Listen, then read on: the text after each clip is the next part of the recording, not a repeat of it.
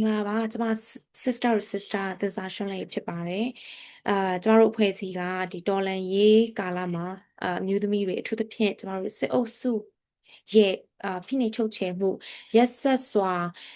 အနိုင်ကျင့်နှိပ်စက်မှုတွေကိုတံပြန်တဲ့အနေနဲ့ဒေါသအဟုန်အနေနဲ့ကျွန်တော်တို့စုစည်းခဲ့ကြတယ်ပေါ့နော်သို့တော်ညာယနေ့ကာလမှာကျွန်တော်တို့ sister လေးဒီ9နှစ်ပြည့်ကာလမှာကျွန်တော်တို့ဆက်လက်ပြီးတော့ခံယူချက်တွေ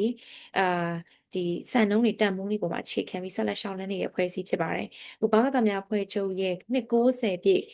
မှာအမှတ်တရစကားပြောကြားခွင့်ရတာကျမတို့ညီမတွေအထူးဂုဏ်ယူတယ်အထူးသဖြင့်သွေးစည်းညီညွတ်မှုဟာကျမတို့တော်လှန်ရေးရဲ့အထက်မြတ်ဆုံးလက်နက်လို့ကျမတို့ခံယူတယ်ပေါ့။ကျမတို့မျိုးသမီးတို့မြန်မာပြည်မှာ60%နီးပါးရှိတဲ့ဒီအမျိုးသမီးတွေဟာအမြဲတမ်းစီလုံးညီညွတ်ဖို့လိုသလိုကျွန်တော်တို့အမျိုးသမီးလို့ပြောရင်လည်းအလုပ်သမားလယ်သမားမတူကွဲပြားတဲ့ trans woman တွေကအစကျွန်တော်တို့ထည့်သွင်းစဉ်းစားပြီးတော့ကျွန်တော်အတူရက်တည်ဖို့လိုတယ်ဆိုတဲ့ခံယူချက်နဲ့ကျွန်တော်တို့မျိုးသမီးတို့ဟာ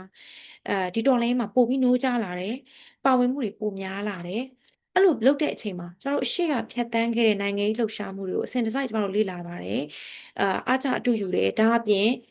ကျွန်တော်တို့ဒီဖြတ်တန်းမှုတွေကတစ်ဆင့်သင်ခန်းစာတွေကျွန်တော်တို့လေ့လာလျက်ရှိပါတယ်အဲ့ထက်မှာဆိုရင်ဘာကတာအဖွဲ့ချုပ်ရဲ့ဖြတ်တန်းမှုဒီနှစ်ပေါင်း90အတွင်းမှာကျောင်းသားတို့ရဲ့ရဲရဲဝံ့ဝံ့ဒီအစစ်အာဏာရှင်နဲ့အာဏာရှင်မှန်သမျှကိုဒီဇိုင်းမတ်မတ်တော်လှန်နိုင်တဲ့အခါမှာဒီဘာကနာရဲ့မူတွေကိုဒီဇိုင်းမတ်မတ်ရက်ခံနိုင်တဲ့တတိနဲ့ခွန်အားပေါ့ဒါအပြင်ဒီလိုရက်တည်နိုင်အောင်လို့ပံ့ပိုးတဲ့အတိုင်းဝိုင်းနဲ့မျိုးဆက်အလိုက်လက်ဆင့်ကမ်းဒီတည်ဆောင်သွားတဲ့ကိစ္စပေါ့ယနေ့အချိန်ဒီဆက်လက်ရက်တည်နိုင်နေဆိုတဲ့အဖွဲ့အစည်းရဲ့ဖြတ်တန်းမှုဒါတွေကိုကျွန်တော်တို့ sister အပေါင်းပဲကျွန်တော်တို့တော်လှန်ညီမတွေကဥညွတ်ကုန်ပြုတယ်လို့ပြောချင်ပါတယ်ယနေ့အချိန်မှာ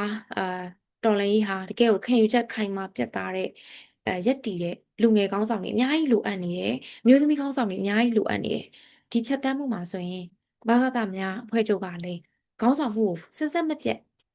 လက်ကမ်းပြီးတော့တည်ဆောင်လာနိုင်တာမြင်ရတော့ဒီဖြတ်တန်းမှုတွေဟာဒီဖြတ်တန်းမှုတွေမှာကျမတို့ညီမတွေဖွဲ့စည်းတွေကလည်းအဲပူးပေါင်းပါဝင်ပြီးတော့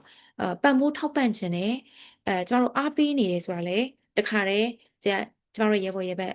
ဘာကတာကောင်းဆောင်တွေအဖွဲ့ဝင်တွေအားလုံးကိုလည်းသတင်းစကားပေးကြပါတယ်ကျမတို့ညီမတွေတသားတည်းသွေးစည်းညီညွတ်စွာနဲ့ရက်တည်နေပါတယ်ဘာကတာကောင်းဆောင်တွေဘယ်နေပင်မှာရောက်နေပါစေကျမတို့စိတ်တက်ပေါ့နော်စိတ်တက်ရေးကိုယ့်ကျမ်းမာရေးနဲ့ခံယူချက်တွေအာဒီထက်ပိုပြီးခိုင်မာလာအောင်ကျမတို့အမြဲတမ်းပံ့ပိုးဖို့အတွက်အဆင်သင့်ရှိတယ်ဒီထက်ပိုပြီးတော့လည်းဆောင်ရွက်နိုင်ပါစေကြောင်းကျမတို့ကဒီမှတ်တရစကားပေါ့နော်ဒါလေးကိုပြောကြားခွင့်ပြုပါလို့ပြောချင်ပါတယ်